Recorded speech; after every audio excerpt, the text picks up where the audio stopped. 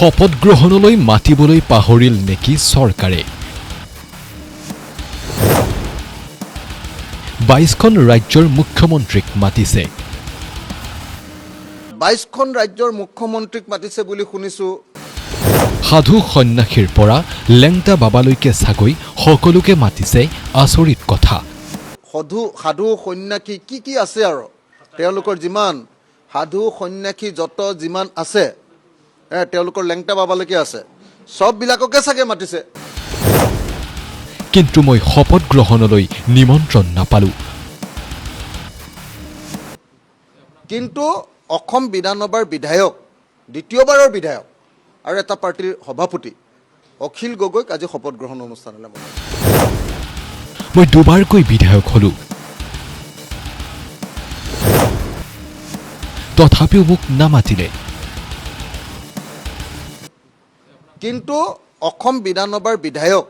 দ্বিতীয়বাৰৰ বিধায়ক আৰু এটা পাৰ্টিৰ সভাপতি অখিল গগৈক আজি শপত গ্ৰহণ অনুষ্ঠানলৈ মাতিছে শপত গ্ৰহণ অনুষ্ঠানলৈ আমন্ত্ৰণ নিদিলেই অখিল গগৈ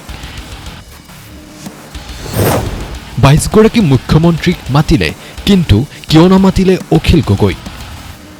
২২খন ৰাজ্যৰ মুখ্যমন্ত্ৰীক মাতিছে বুলি শুনিছো গোটেই দুনিয়াৰ বিজেপি লিডাৰবিলাককো মাতিছে বুলি শুনিছো সাধু সন্যাসী কি আছে আৰু তেওঁলোকৰ যিমান সাধু সন্যাসী যত যিমান আছে তেওঁলোকৰ লেংটা বাবালৈকে আছে সববিলাককে চাগে মাতিছে কিন্তু অসম বিধানসভাৰ বিধায়ক দ্বিতীয়বাৰৰ বিধায়ক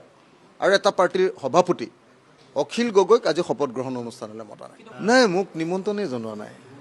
জীৱনত মানে প্ৰথমবাৰ দেখিলোঁ যে তোক জনাইছিলে তোলে চিঠি দিছে মোলৈ চিঠিয়ে দিয়া নাই মোৰ আশ্চৰ্যজনক কথা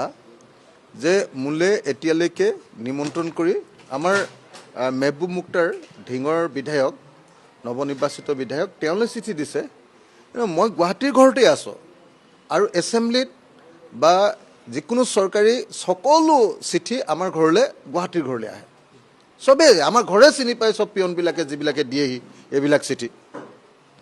কিন্তু আশ্চৰ্যজনক কথা যে এইবাৰ প্ৰথম ঘটনা ঘটিছে যোৱাবাৰ মই জেলত থাকোঁতেও আনকি চিঠিখন আহিছিলে জেলত যেতিয়া আছিলোঁ তেতিয়াও আমাৰ ঘৰলৈ চিঠিখন আহিছিলে এইবাৰ বৰ আশ্চৰ্যজনক ঘটনা যে চৰকাৰে শপত গ্ৰহণ কৰিব মুখ্যমন্ত্ৰীয়ে শপত গ্ৰহণ কৰিব অথচ দ্বিতীয়বাৰৰ বিধায়ক এজনক সেই শপত গ্ৰহণ অনুষ্ঠানলৈ নিমন্ত্ৰণ কৰা নাই নাম্বাৰ 1 নাম্বাৰ 2 মই এটা পাৰ্টিৰ সভাপতি এটা আঞ্চলিক দলৰ সভাপতি ৰেজিষ্টাৰ্ড পাৰ্টি আমাৰ এটা আৰু সেই আঞ্চলিক দলে এইবাৰ 2খন আসন জয়লাভ কৰিছোঁ এটা গ্ৰয়িং ৰাজনৈতিক দল সেই ৰাজনৈতিক দলটোৰ সভাপতিজন আৰু MLA আপোনাৰ শপত গ্ৰহণ অনুষ্ঠানলৈ নিমন্ত্ৰণ কৰা নাই এইটো আশ্চৰ্যজনক ঘটনা অসমৰ ইতিহাসত কেতিয়াও ২২খন ৰাজ্যৰ মুখ্যমন্ত্ৰীক মাতিছে বুলি শুনিছো গোটেই দুনিয়াৰ বিজেপি লিডাৰবিলাককো মাতিছে বুলি শুনিছো সাধু সন্যাসী কি আছে আৰু তেওঁলোকৰ যিমান সাধু সন্যাসী যত যিমান আছে তেওঁলোকৰ লেংটা বাবালৈকে আছে সববিলাককে চাগে মাতিছে কিন্তু অসম বিধানসভাৰ বিধায়ক দ্বিতীয়বাৰৰ বিধায়ক আৰু এটা পাৰ্টিৰ সভাপতি অখিল গগৈক আজি শপত গ্ৰহণ অনুষ্ঠানলৈ মতা নাই মোক নিমন্ত্ৰণেই জনোৱা নাই জীৱনত মানে প্ৰথমবাৰ দেখিলোঁ যে তোক জনাইছিলে তোলে চিঠি দিছে মোলৈ চিঠিয়ে দিয়া নাই মোৰ আশ্চৰ্যজনক কথা যে মোলৈ এতিয়ালৈকে নিমন্ত্ৰণ কৰি আমাৰ মেহবুব মুক্তাৰ ঢিঙৰ বিধায়ক নৱনিৰ্বাচিত বিধায়ক তেওঁলৈ চিঠি দিছে মই গুৱাহাটীৰ ঘৰতে আছোঁ আৰু এছেম্বলিত বা